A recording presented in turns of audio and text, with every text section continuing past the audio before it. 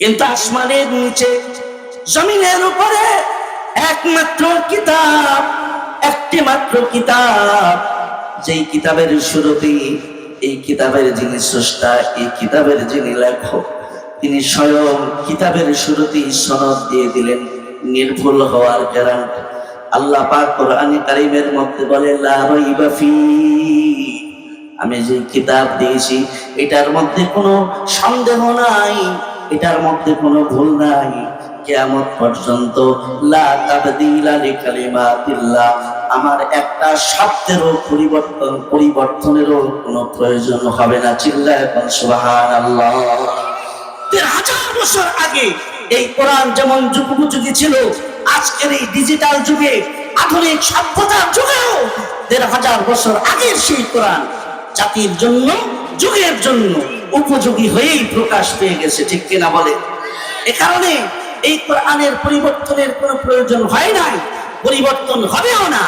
বরং কিয়ামত পর্যন্ত এই কোরআনের ভুল যদি কেউ ধরতে আসে, এই কোরআনকে যদি কেউ শেষ করে দিতে আসে, তাহলে শেষ হবে সে, ভুল ধরা পড়বে তার নিজের জীবনে। ঠিক কিনা বলেন?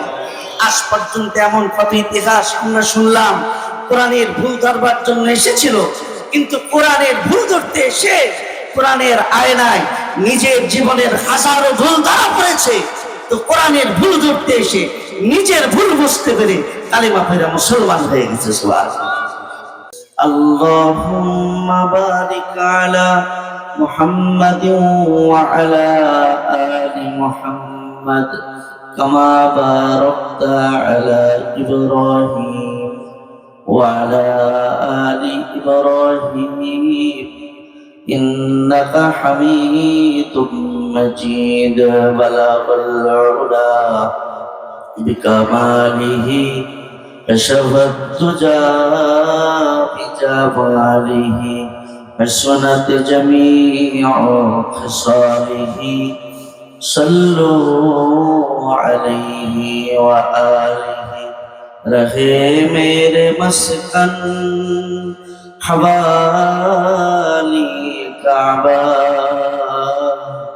بنے میرے مدفن دیار مدینہ جرے بلغ العلا بکمالہ کشفت الدجى بجمالہ حسنت جمیع خصالہ صلوا علیہ وآلہ۔ ذکر کرے سبحان اللہ الحمدللہ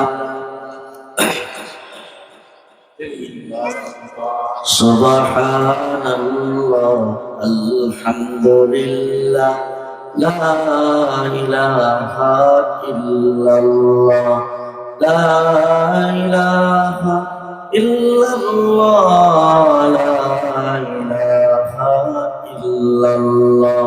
Subhanallah, alhamdulillah, la ilaha illallah. Subhanallah, alhamdulillah, la ilaha illallah, la ilaha illallah. Muhammadur Rasulullah sallallahu alaihi wasallam। আজাদিবাগের একঝাঁক কৃতি সন্তানের পরিচালনায় রাজনৈতিক সেরেফ মানব সমাজ সেবামূলক সংগঠন সমাজ এর উদ্যোগে আয়োজিত আজকের এই মহতি জলসার মহতারাম সভাপতি মুআজ্জাজ উলামা ইকরাম, আমার সামনে উপস্থিত দিনদার ইমানদার মুসলমান ভাইয়েরা, পর্দার আড়ালের মা বোনেরা, আল্লাহ পাকের শুকর যে মহান মনিব আমাদেরকে এই শীতের রাতে তার ভালোবাসায় কোরআনের প্রেমে আমাদেরকে আজকের এই নুরানি রহমতি বরকতি জান্নাতি মজলিসে আসার বসার তৌফিক দান করেছেন। জবান করে মহাব্বতের সাথে সে মালিকের শুকর আদায় করি আলহামদুলিল্লাহ। মাহতারাম হাজিরিন, লম্বা সময় ধরে হযরত উলামা ইকরাম একের পর এক আপনাদের সামনে আলোচনা পেশ করেছেন। আমার পরেও আমার শেখ আল্লামা সঈদ আল মিসবাহ দামাত বারাকাতুহুম তিনি অপেক্ষমান আছেন, আরাম করছেন। সময় মতো অল্প সময় তিনি হাজির হবেন, আখিরি মোনাজাত করবেন। আমরা যারা এখানে বসেছি আমরা যেন শেষ পর্যন্ত হযরত উলামা ইকরামের জবানের নসিহত দিলের কানে আমলের নিয়তে শুনতে পারি। আল্লাহ তৌফিক দান করেন, বলি আমিন। মুহতারাম হাজিরিন, এই পৃথিবীতে যখন থেকে মানুষের বসবাস শুরু হয়েছে তখন থেকে এই পৃথিবীতে ইলমে দ্বীন, দ্বীনের জ্ঞানের চর্চাও শুরু হয়েছে। এই পৃথিবীর সর্বপ্রথম মানুষ হযরত আদম আলাইহিস সালাম, তিনি এই পৃথিবীতে যখন এসেছেন আল্লাহ পাক তাকে এই পৃথিবীতে জ্ঞান বিতরণের জন্য, মানুষকে ওহীর জ্ঞান শিক্ষা দেওয়ার জন্য শিক্ষক হিসেবে প্রেরণ করেছেন। সেই ধারাবাহিকতায় সর্বশেষ আমাদের মানবতার নবী বিশ্ব নবী মুহাম্মদুর রাসূলুল্লাহ সাল্লাল্লাহু আলাইহি ওয়াসাল্লাম, তিনি এই পৃথিবীতে শিক্ষক হয়ে আগমন করেছেন। নবী আলাইহিস সালাম বলেন, ইন্নী বু'আসতু মুআল্লিমা, আমি এই পৃথিবীতে শিক্ষক হয়ে এসেছি জ্ঞান বিতরণ করবার জন্য, জ্ঞানের চর্চা জাতির মাঝে ছড়িয়ে দেওয়ার জন্য। ছোটখাটো জ্ঞান নিয়ে আসি নাই, বরং নবী আলাইহিস সালাম বলেন, উতীতু ইলমাল আউয়ালিনা ওয়াল আখিরিন, সারা পৃথিবীর সমস্ত মানুষদেরকে যত জ্ঞান দেওয়া হয়েছে এবং হবে, আল্লাহ পাক আমাকে সমস্ত জ্ঞান এলেম একা দান করেছেন। বলেন সুবহানাল্লাহ। এই জ্ঞানের মহাসমুদ্র নিয়ে নবী পৃথিবীতে এসেছিলেন। আর এই কারণেই আমার নবীর মাধ্যমে আল্লাহ পাক রব্বুল আলামিন নবুয়তের দরজায় তালা লাগিয়ে দিয়েছেন। কিয়ামত পর্যন্ত এই পৃথিবীতে আর কোনো নবী কিংবা রাসূলের আগমনের প্রয়োজন হবে না। কারণ নবী আমাদের কাছে যে ইলমের মহাসমুদ্র নিয়ে এসেছেন, কিয়ামত পর্যন্ত জাতি যুগে যুগে তাদের যত সংকট, যত সমস্যা, সব কিছুর সমাধান নবীর রেখে যাওয়ার ইলমের মহাসাগর থেকে তারা খুঁজে খুঁজে হেদায়েতের পথ বের করে নিতে পারবে এবং সব সংকটের সমাধান তারা করে নিতে পারবে।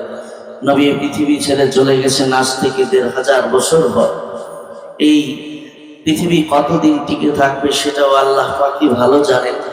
কিন্তু এদের ১০০০ বছরে যত সংকট, যত সমস্যা, নতুন নতুন যত মুশকিল এই পৃথিবীতে দেখা দিয়েছে, সব কিছুর সমাধান যুগে যুগে এই আল্লাহ নবীর লিখে যাওয়া ইলমের মহাসমুদ্র থেকে সমাধান বের করতে পেরেছে।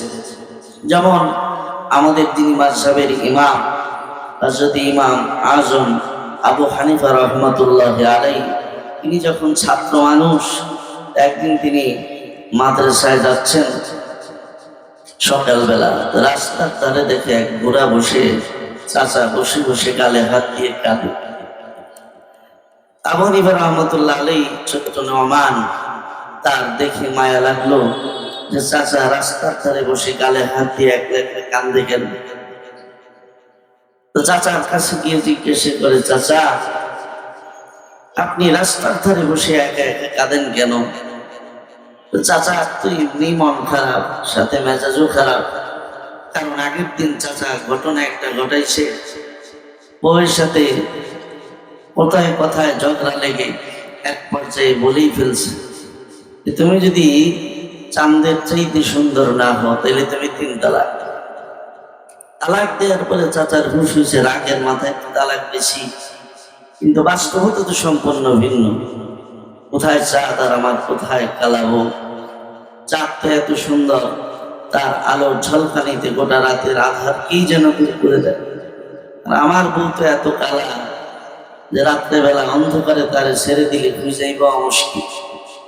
কোথায় আগরতলা আর কোথায় উগরতলা, কোথায় চাঁদ আর কোথায় আমার কালা বউ?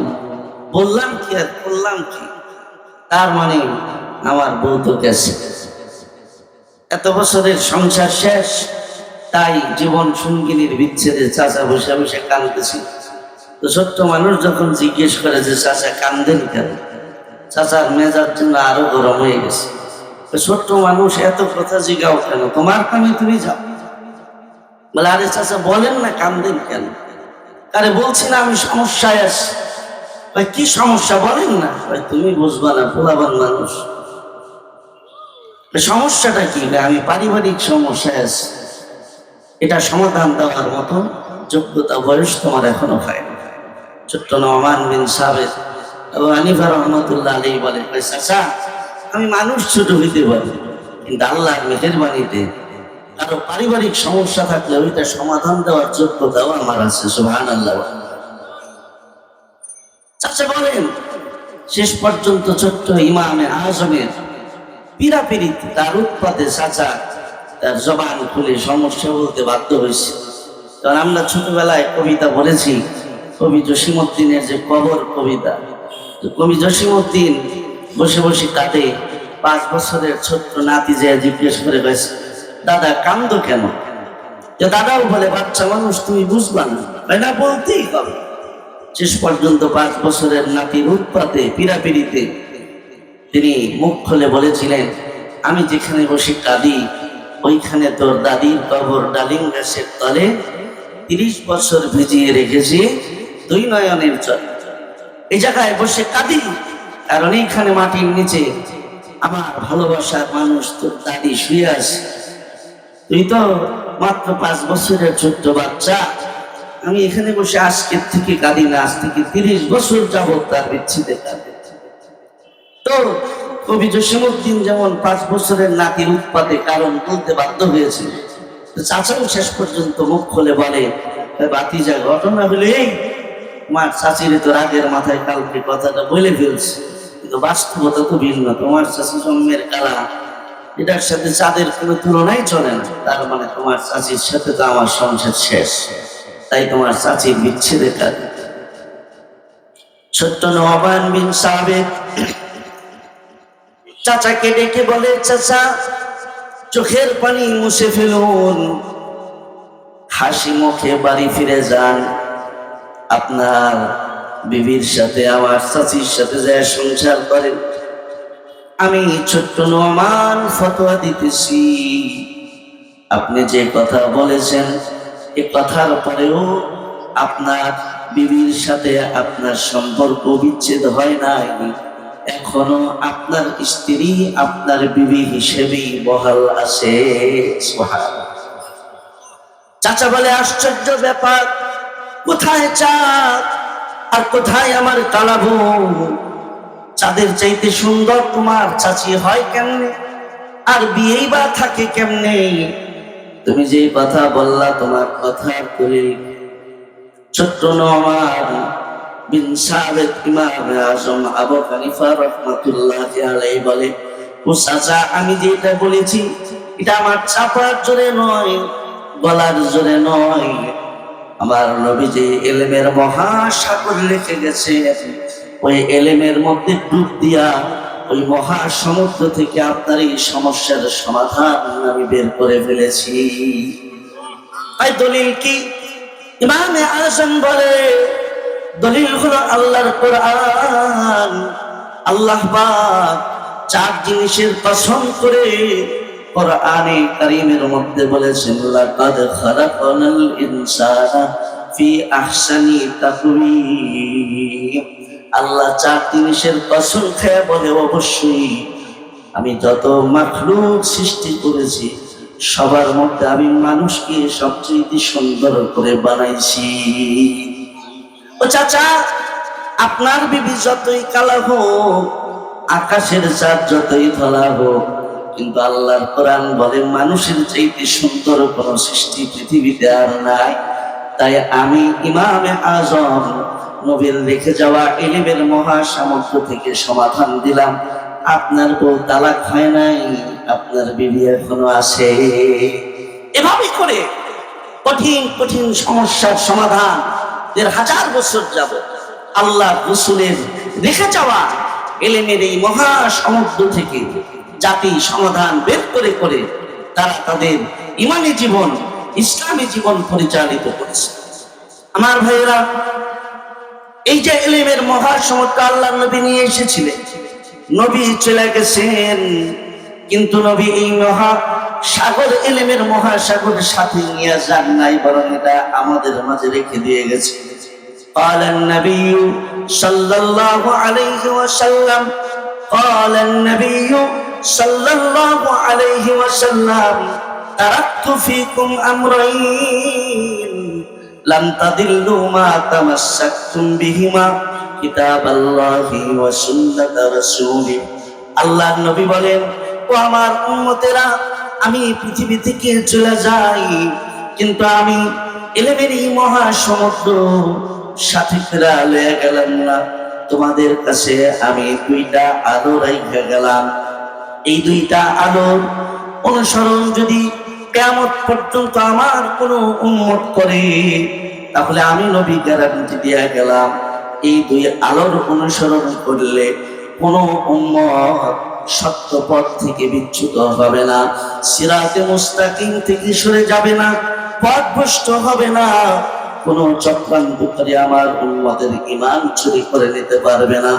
বরং আমি নবী গ্যারান্টি দিয়া গেলাম, এই দুইটা আলোর অনুসরণ যদি আমার কোন উম্মত করে, তাইলে এই দুই আলোর পথে চলতে চলতে আমার ওই উম্মত সোজা আল্লাহর জান্নাতে চলে যাবে।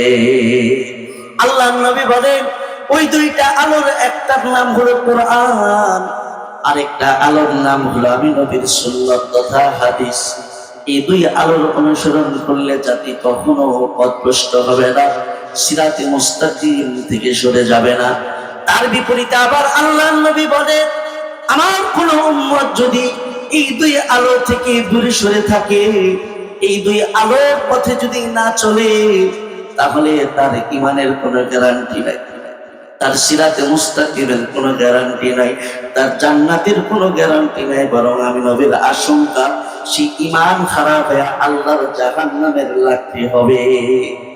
আমার ভাইরা, তাহলে আল্লাহর নবী আমাদের মাঝে যে দুইটা আলো রেখে গেছেন, কোরআন এবং সুন্নাহ, এই দুইটাই হলো আমাদের মুক্তির পথ, এই দুইটাই হলো আমাদের জান্নাতে যাওয়ার পথ, এই দুইটাই হলো আমাদের ঈমান হেফাজতের একমাত্র রাস্তা। কিন্তু আফসোস, আজকে এমন দুইটা আলোর থেকে আমরা অধিকাংশ মুসলমান, বিশেষ করে আমাদের বাংলাদেশের কথাই যদি বলি, 17 কোটি মুসলমান এই বাংলাদেশে বসবাস করে, 94% মুসলমান এই বাংলার জমিনে বসবাস করে। কিন্তু দুঃখ আর আফসোস, এমন গুরুত্বপূর্ণ দুটি আলো জ্ঞান থেকে, এই দুইটি জ্ঞান থেকে, এই দুই জিনিসের জ্ঞান থেকে আজ অধিকাংশ মুসলমান দূরে সরে আসে। দিন সম্পর্কে, কোরআন সম্পর্কে, নবীর হাদিস সম্পর্কে মুসলমান দাবি করলেও এতটা অজ্ঞতা আর মূর্খতার মধ্যে এই জাতি নিপতিত আসে যে মাঝে মাঝে আমরা কার পূজারিতে শুনি, তাবলীগের ভাইরা এসে শোনায় যে অমুক জায়গায় জামাত নিয়ে গেছি, যখন জিজ্ঞেস করলাম বলেন তো দেখি গোসলের ফরজ কয়টা, এমন জবাব দিছে, গোসলের ফরজ 3টা, গামছা লুঙ্গি সাবান। গোসলের ফরজটা পর্যন্ত পবিত্রতা ইবাদতের পূর্ব শর্ত, এই পবিত্রতা অর্জনের যে 3টা ফরজ, এটা সম্পর্কে পর্যন্ত এই জাতি জানে। দিন সম্পর্কে আমাদের অজ্ঞতা মূর্খতা কোথায় গিয়ে পৌঁছেছে। এ কারণেই তো বিজাতি বেঈমানরা, ইহুদি খ্রিস্টানের দালালরা আমাদের এই জমিনে বসে, শাহজালালের জমিনে বসে, 17 কোটি মুসলমানের জমিনে বসে আমার নবীকে গালি দেওয়ার দুঃসাহস পায়, আমার আল্লাহকে নিয়ে কটূক্তি করার দুঃসাহস পায়, কোরআনকে সম্মান করার দুঃসাহস পায়। কারণ তারা জানে, যেই জাতি গোসলের ফরজ জানে না, ওই জাতির নবীকে গালি দিলে, ওই জাতির ইসলামকে নিয়ে কটূক্তি করলে তাদের করণীয় কি, তাদের প্রতিবাদ করার দরকার আছে কি নাই, এই অনুভূতিও সেই জাতির মধ্যে নাই। এ কারণেই তারা দুঃসাহস পায়। আমার ভাইয়েরা, অথচ এই দুইটা জ্ঞান জাতি অনুসরণ করলে জান্নাত, অনুসরণ ছেড়ে দিলে জাহান্নাম। আমার ভাইয়েরা, এই যে দুইটা জ্ঞান আল্লাহ পাক রেখে গেলেন, পৃথিবীর মধ্যে এখন 2 ধরনের শিক্ষা এখনো চলমান। একটা আসমানের ওহীর শিক্ষা, আরেকটা হলো জাগতিক শিক্ষা। যদিও দুইটার সাথে তুলনা করলে বলবো একটার সাথে আরেকটা আসমান আর জমিন তফাৎ। এক জ্ঞানের সাথে আরেক জ্ঞানের কোনো তুলনাই চলে না। কারণ যে জাগতিক বিদ্যা দুনিয়ার আছে, এটার হলো 7 রং। 7 রং মানে আকাশের যত রং, এই শিক্ষা তত রং। কারণ এই শিক্ষাগুলো মানুষের ক্ষুদ্র মস্তিষ্ক থেকে এগুলো আবিষ্কার করা হয়েছে। এ কারণেই আমাদের দেশের যে পাঠ্যপুস্তক আছে, প্রতি বছরই সেটা পরিবর্তন প্রয়োজন হয়। প্রত্যেকবারই শিক্ষা ব্যবস্থার এই পাঠ্যপুস্তকের মধ্যে সংস্কার হয়, ঠিক কিনা? কারণ এটা আজকে চলে তো আগামী বছর অচল। 10 বছর আগে যেই বই চলেছে, এই বই এখন 10 বছর পরে অচল চলে না। কারণ মানুষ যেমন দুর্বল, তার জ্ঞানটাও দুর্বল। কিন্তু এই পৃথিবীর মধ্যে আজ পর্যন্ত এমন কোন বই লেখা হয় নাই যেই বইয়ের লেখক লিখে দিছে যে এটার মধ্যে কোনো ভুল নাই, বরং আগেই সারেন্ডার করে যা লিখছি ভুল থাকতেই পারে, ধরাই দিলে কৃতজ্ঞ থাকবে। এই কোরআন তাই কিয়ামত পর্যন্ত এটা বহাল থাকবে। এই কোরআনের কোনো পরিবর্তনের প্রয়োজন হবে না। এই কোরআনের একটা অক্ষর নোক্তারও কেউ প্রয়োজন বোধ করবে না। তারপরেও যদি কিয়ামত পর্যন্ত কেউ দুঃসাহস দেখায়, আল্লাহর কোরআনের একটা নোক্তা পরিবর্তনের দুঃসাহস যদি কেউ দেখায়, আল্লাহ বলে কোরআন শেষ করে দিতে আসলে কোরআন থেকে যাবে, যে হাত দিবে তার হাত ধ্বংস হয়ে যাবে, ঠিক কিনা? তার ধ্বংস অনিবার্য। কোরআনের কিছু হবে না। পাহাড়ের মধ্যে যদি কেউ মাথা দিয়ে বাড়ি মারে, যদি এই নিয়ত করে যে পাহাড়ের মধ্যে মাথা দিয়ে বাইরেছি, মাথা দিয়ে বাইরে পাহাড় ভাঙিয়ে ফেলাম, পাহাড় ভাঙবে না মাথা ভাঙবে? আওয়াজ করে বলেন কি ভাঙবে? মাথা দিয়ে পাহাড় বাড়ি দিলে মাথা ভেঙে যাবে। পাহাড় যেমন সজাগায় অটল অবিচল থাকবে, এই কোরআন যদি কেউ শেষ করে দিতে চায়, ধ্বংস করে দিতে চায়, আল্লাহর কসম কোরআন জায়গা মতো থাকবে, যে হাত দিতে আসবে সে ধ্বংস হয়ে যাবে। আমার ভাইরা, কারণ আল্লাহ পাক রব্বুল আলামিন নিজে ঘোষণা করেছেন, ইন্না নাহনু নাযালনায যিকরা ওয়া ইন্না লাহু লাহাফিজুন। আল্লাহ পাক বলেন, এই কোরআন নাযিল করেছি আমি, এই কোরআনের হেফাজত আমার দায়িত্বে। আওয়াজ করে বলেন কোরআনের হেফাজতের মালিক কে? আরো আওয়াজ করে বলেন মালিক কে? কিয়ামত পর্যন্ত এই কোরআনের জিম্মাদার আল্লাহ পাক। এই কোরআন হেফাজতের দায়িত্ব আল্লাহ পাক নিজের হাতে রেখেছেন। আজীব এক পদ্ধতি ব্যবস্থাপনা আল্লাহ পাক গ্রহণ করেছেন। এই কোরআনের জন্য খাতা লাগে না, বইয়ের পাতা লাগে না, খাতার পাতা লাগে না, বরং আল্লাহ পাক এই কোরআনটাকে যুগে যুগে কিছু মানুষের কলবের পাতার মধ্যে সংরক্ষণ করে রাখবেন, ঠিক কিনা? এখানে সারা পৃথিবীর সমস্ত কোরআনগুলো যদি জ্বালিয়ে পুড়িয়ে দেওয়া হয়, সব কম্পিউটার যদি জ্বালিয়ে পুড়িয়ে দেওয়া হয়, সব সফটওয়্যার যদি শেষ করে দেওয়া হয়, পৃথিবীর সব লেখার কলমও যদি শেষ হয়ে যায়, তারপরে ওই পৃথিবী থেকে কোরআন শেষ হবে না। বরং আল্লাহ পাক এমন কিছু সিরাত থেকে এই কোরআন বের করবেন, যারা আবার নতুন করে এই কোরআন পৃথিবীতে ছাপিয়ে প্রকাশ করতে পারবে, ঠিক কিনা?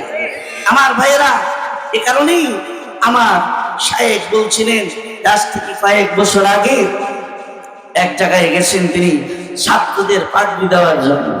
ওই মাদ্রাসার 17 জন ছাত্র পাগড়ি নিচ্ছে, 17 জন ছাত্র পাগড়ি নিতেছে। একটা ছোট্ট বাচ্চা যখন পাগড়ির সিরিয়ালে দাঁড়াইছে, উনি নজর করে দেখে এটা নাক দিয়ে পানি পড়তেছে, খারাপ দেখা যাইতেছে। তাই উনি বললেন, এ মিয়া তোমার নাকটা মুছো, নাকে পানি। তো যখন এটা বলছে, হাত দিয়া জোরে একটা টান মারছে, তার মানে পাঞ্জাবিতেও লাগছে, হাতাও নষ্ট হয়েছে, হাতও নষ্ট হয়েছে, আবার কিছু মুখেও লাগছে। হুজুর বলে না খেয়া ছিল তাই ভালো, বইলা আরো বেজাল বাড়াইলাম, এবার হাত পাঞ্জাবি সব মারছে। তো তার এই সরলতা, অবুঝ শিশু, মানে এখনো তার নাক পাঞ্জাবি দিয়ে সে মুছে, এটা যে টিস্যু দিয়ে মুছতে হবে একটু বুঝে তার হয় না। তো তাকে হাফেজদের পাগড়ি নেওয়ার সিরিয়ালে দাঁড়াতে দেখে আমি প্রতিষ্ঠানের মুহতামিমকে জিজ্ঞাসা করলাম, আচ্ছা মুহতামিম সাহেব, এই যে বাচ্চাটা এই যে নাকের মধ্যে টান মাইরা নিজের পাঞ্জাবির হাতাটা নষ্ট করল, এই বাচ্চাটা কি আসলে কোরআনের হাফেজ হয়েছে না এমনি কারো লগে সিরিয়ালে দাঁড়াইছে? হুজুর বলে, হযরত আজকে যে 17 জন ছাত্র পাগড়ি নিচ্ছে, এই 17 জন ছাত্রের মধ্যে আমি যদি উস্তাদ হিসাবে ভুল না করি তাহলে আমি নিশ্চিতভাবে বলতে পারি আজকের এই 17 জনের মধ্যে সবচেয়ে টাটকা হাফেজ, সবচেয়ে ইয়াদওয়ালা হাফেজ হলো এই বাচ্চাটা। আমি উস্তাদ হিসাবে বলতে পারি ও যদি কোরআন পড়া শুরু করে শেষ পর্যন্ত বিনা লোকমায় পুরো কোরআন শুনিয়ে দিতে পারবে। সুবহানাল্লাহ। আমার ভাইরা, এটাই হলো আল্লাহ পাকের কোরআন হেফাজতের আজীব এক কুদরত। এই কোরআন হেফাজতের জন্য কাগজের পাতা লাগবে না, কলম লাগবে না, সফটওয়্যার লাগবে না, কম্পিউটার লাগবে না, সিনায় সিনায় কোরআন হেফাজত হতে থাকবে। শুধু কি কোরআন, শুধু কি কোরআন? আমি যদি হাদিসের কথায় আসি, ইমামে আবু যুরআ রাজি রাহমাতুল্লাহি আলাইহি তার ছাত্র একদিন বিবির সাথে তর্ক করতে করতে বিবি হঠাৎ করে স্বামীর একটু ঠেস মারছে। ভাই, আপনার লগে রাত্রেবেলা শুয়ে নিজেকে ভালোবাসার গল্প শুনুন, খালি আপনি আপনার ওস্তাদের গল্প না, খালি ওস্তাদের প্রশংসা করেন। ওস্তাদের মধ্যে কি পাইছে? আমার ওস্তাদ অনেক বড় আলেম, 40টা হাদিসও তো বানাইতে পারবো না মনে হয়, এত বড় আলেম। এই কথা যখন বলছে উস্তাদের শানে, তো বিবির উপরে রাগ উঠে গেছে, রাগের মাথায় ঠাস করে বলে ফেলছে, আচ্ছা ঠিক আছে, আমার উস্তাদের ব্যাপারে এই মন্তব্য চাও আমি বললাম, আমার উস্তাদের যদি 1 লক্ষ হাদিস হাফেজ হয়ে না থাকে, 1 লক্ষ হাদিস যদি তার সিনায় মুখস্থ থাইকে না থাকে, তাহলে তুমি 3 তালাক তালাক মারছে। এখন চিন্তা করে, তালাক তো দিয়ে দিলাম সুন্দরী বিবিরে, কিন্তু আসলে কি আমার